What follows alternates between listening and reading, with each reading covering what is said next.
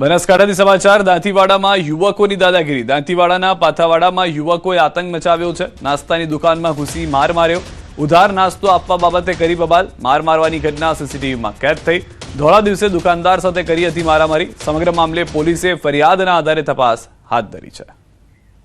દ્રશ્યો પણ આપ જોઈ રહ્યા છો। દાંતીવાડાના પાથાવાડામાં બબાલ થઈ હતી, તેને લઈને સીસીટીવીની અંદર સમગ્ર ઘટના જે છે તે કેદ થઈ છે। ઉધાર નાસ્તો આપવા બાબતે બબાલ થઈ હતી। નાસ્તાની દુકાનમાં આ મારામારીના દ્રશ્યો આસપાસથી લોકો પણ ભેગા થઈ ગયા હતા। સુરતથી સમાચાર અમરોલીમાં વિદ્યાર્થીના સીન સપાટા। હાથમાં પાઇપ લઈને વિદ્યાર્થીઓને ડરાવ્યા। અમરોલી વિસ્તારમાં આવેલી કોલેજની ઘટના છે। અન્ય વિદ્યાર્થીઓમાં ડરનો માહોલ ઉભો કરવાનો પ્રયાસ છે। અન્ય વિદ્યાર્થીઓને લાફા પણ મારતો નજરે પડે છે। વિડીયો સોશિયલ મીડિયામાં વાયરલ થયો છે। પોલીસે વિડીયોના આધારે વિદ્યાર્થીની કરી અટકાયત। પોલીસ સામે વિદ્યાર્થીએ માંગી માફી। રોજ જે વિડીયો સોશિયલ મીડિયામાં વાયરલ થયેલો અમરોલી જે કોલેજનો, ત્યાં અમરોલી કોલેજનો, ત્યાં હું મારી સ્પ્લેન્ડર બાઇક લઈને ગયેલો, હાથમાં પાઇપ લઈને છીન સપાટા નાખવા તે અને મારી સાથે અભ્યાસ કરતા વિદ્યાર્થી સાથે ઝઘડો થયેલો। તે બાબતે હું માફી માંગુ છું અને આજ પછી આવું ક્યારેય થશે નહીં અને કોઈએ કરવું નહીં। ભરૂચમાં આમોદ વિસ્તારમાંથી એક જોખમી વિડીયો સામે આવ્યો છે, જેમાં એસટી બસમાં વિદ્યાર્થીઓ જોખમી રીતે મુસાફરી કરતા નજરે પડે છે। સોશિયલ મીડિયામાં વાયરલ થયેલા વિડીયોમાં સ્પષ્ટ જોવા મળે છે કે બસની અંદર ક્ષમતા કરતાં વધારે મુસાફરો ભરાય છે, જ્યારે અનેક વિદ્યાર્થીઓ બસના દરવાજા પર લટકીને મુસાફરી કરવા મજબૂર બન્યા છે।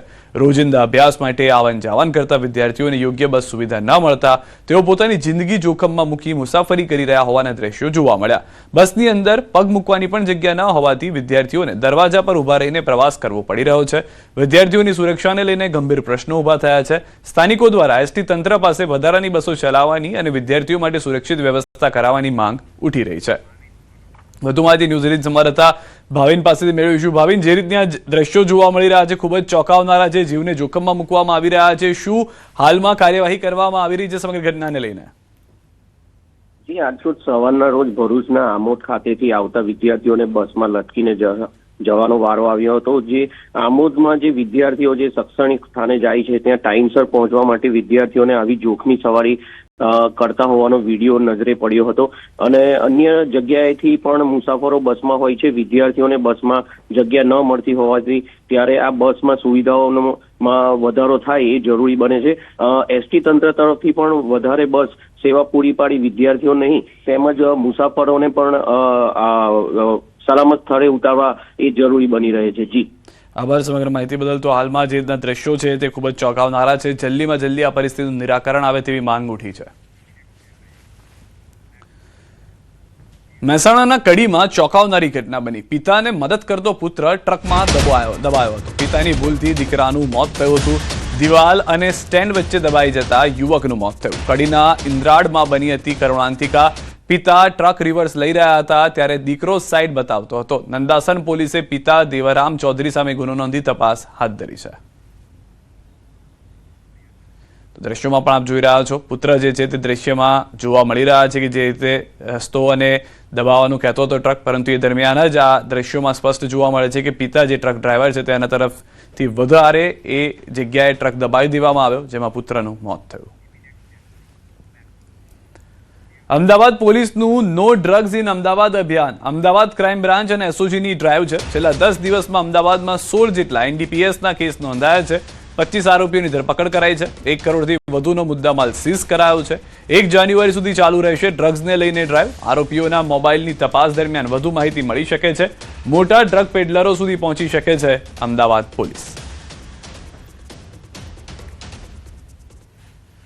તો નો ડ્રગ્સ ઇન અમદાવાદ સિટીની અંતર્ગત અમદાવાદ ક્રાઇમ બ્રાન્ચ અને એસઓજી દ્વારા છેલ્લા 10 દિવસમાં 21 જેટલા એનડીપીએસનો કેસો કરવામાં આવેલ છે। કુલ 25 જેટલા આરોપીઓનો પકડવામાં આવે છે અને કુલ આ 21 કેસોની અગર વિગત જોઈએ તો કુલ 1 કરોડથી વધારેનો એનડીપીએસ મુદ્દામાલ પણ સીઝ કરવામાં સફળતા મળી છે। અમદાવાદ મહાનગરપાલિકા બનશે ડિજિટલ. મહાનગરપાલિકાના વોર્ડનું તમામ કામ પેપરલેસ થશે. એએમસીના સામાન્ય સભામાં હવે કાગળથી નહીં ટેબ્લેટના માધ્યમથી કામગીરી કરાશે. અમદાવાદ મહાનગરપાલિકા ગુજરાતની પ્રથમ પેપરલેસ મહાનગરપાલિકા બનશે. વિધાનસભા બાદ હવે એએમસીની સામાન્ય સભા પેપરલેસ બનશે. એએમસીની સ્ટેન્ડિંગ કમિટીની બેઠકમાં નિર્ણય લેવાયો છે. મહાનગરપાલિકાના નિર્ણયથી પર્યાવરણ અને ખર્ચની બચત થશે. ડિજિટલ ઇન્ડિયાના અભિયાનને પણ વેગ મળશે. પ્રિન્ટિંગ અને પોસ્ટેજના ખર્ચમાં 80 થી 90% જેટલો ઘટાડો થઈ શકે છે. આ બચતને શહેરના વિકાસ કાર્યોમાં વાપરી શકાય. કાગળના ઉપયોગમાં ઘટાડો થતાં હજારો વૃક્ષો બચી શકે.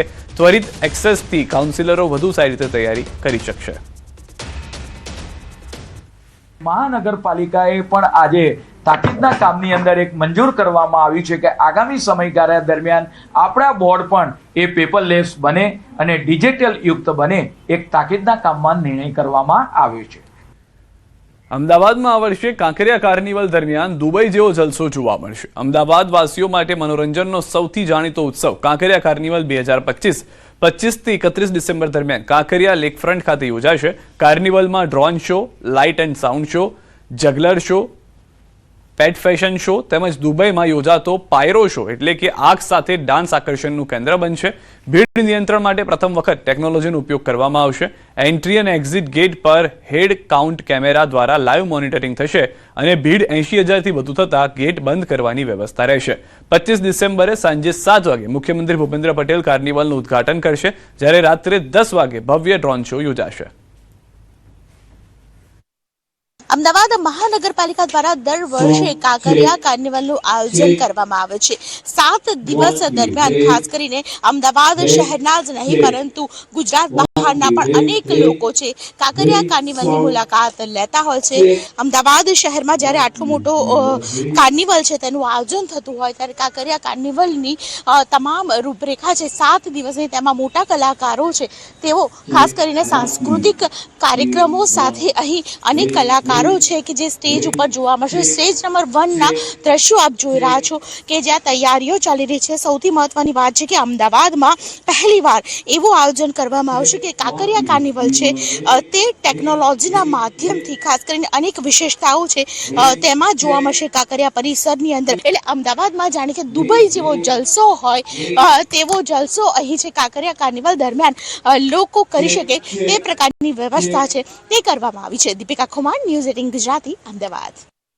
અમદાવાદથી સમાચાર. ફ્લાવર શો માટે ટિકિટના દર નક્કી કરાયા છે. એએમસીની કમિટીમાં નક્કી કરવામાં આવ્યા છે દર. સોમથી શુક્ર માટે 80 રૂપિયા પ્રવેશ ફી છે. શનિ અને રવિ અને સાથે જ જાહેર રજાના દિવસે 100 રૂપિયા. 12 વર્ષથી ઉપરના મુલાકાતીઓ માટે આ ફી નક્કી કરવામાં આવી છે.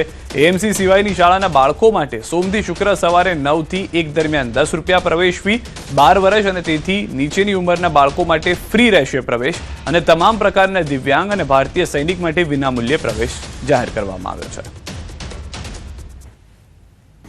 આજે રિક્રિએશન, હેરિટેજ અને કલ્ચરલ કમિટીની જે મિટિંગ મળી હતી એની અંદર ફ્લાવર શોના જે ટિકિટના દર છે એ સંદર્ભેનું કામ હતું. એની અંદર ગત વર્ષે જે 70 રૂપિયા અને 100 રૂપિયા આ પ્રકારની ટિકિટ હતી એને બદલે આ વખતે સોમથી શુક્ર 12 વર્ષથી ઉપરના માટે 80 રૂપિયાનો દર રાખવામાં આવ્યો છે. શનિ રવિ અને જાહેર રજાના દિવસે 100 રૂપિયાનો દર રાખવામાં આવ્યો છે. આ ઉપરાંત અમદાવાદ મ્યુનિસિપલ કોર્પોરેશનની જેટલી પણ શાળાઓ છે એના બાળકોને ફ્રી એન્ટ્રી રાખવામાં આવી છે. તો 12 વર્ષથી જે નાના બાળકો છે તેઓએ કોઈ પણ સમયે જાય ફ્રી એન્ટ્રી મળશે. શનિ રવિમાં જાય, જાહેર રજાના દિવસોમાં જાય કે સોમથી શુક્રમાં જાય. સુરત પોલીસની ડ્રગ્સને લઈને કાર્યવાહી. ચાલુ મહિનામાં 25 એનડીપીએસ કેસના 30 આરોપીની ધરપકડ થઈ છે. આ ડ્રાઈવ દરમિયાન કુલ 10 કરોડની કિંમતનું ડ્રગ્સ ઝડપાયું છે. તાજેતરમાં ફ્લાઇટથી બેંકોકથી સપ્લાય કરવામાં આવતો હાઇબ્રિડ ગાંજો એરપોર્ટથી પકડવામાં આવ્યો છે. એક કેસમાં 17 કિલો હાઇબ્રિડ ગાંજો અને બીજા કેસમાં 9 કિલો હાઇબ્રિડ ગાંજો પકડાયો હતો, જેની કિંમત 9 કરોડ રૂપિયા થાય છે. હાઇબ્રિડ ગાંજો લેવા તમિલનાડુથી રિસીવર પકડાયો હતો. 31ને લઈને સુરત પોલીસનું ફાર્મ હાઉસ અને પાર્ટી સ્થળે ડ્રોનથી સર્વેલન્સ જોવા મળશે. અને અત્યારે આ ચાલુ મહિનામાં લગભગ જો 25 જેટલા કેસીસ કરવામાં આવેલા છે જો અને આમાં ખાસ કરીને જો અમે લોકોને ઇન્ફોર્મેશન હોય છે કે સુરતથી આંતરરાષ્ટ્રીય એરપોર્ટ છે તો ત્યાં બી અમુક જો બેંકોકથી સપ્લાય આવતી હોય છે અને અભી છેલ્લા રિસેન્ટલી જો 2 દિવસ પહેલાં બી અને એના પહેલે બી 2 મોટા કેસીસ કર્યા, જેમાં એકમાં 17 kg હાઇબ્રિડ ગાંજો અને બીજામાં 9 kg હાઇબ્રિડ ગાંજો મળ્યા અને એના સાથે જો તમિલનાડુના જો આરોપીઓ હતા આ બધા પકડાયા જો હે.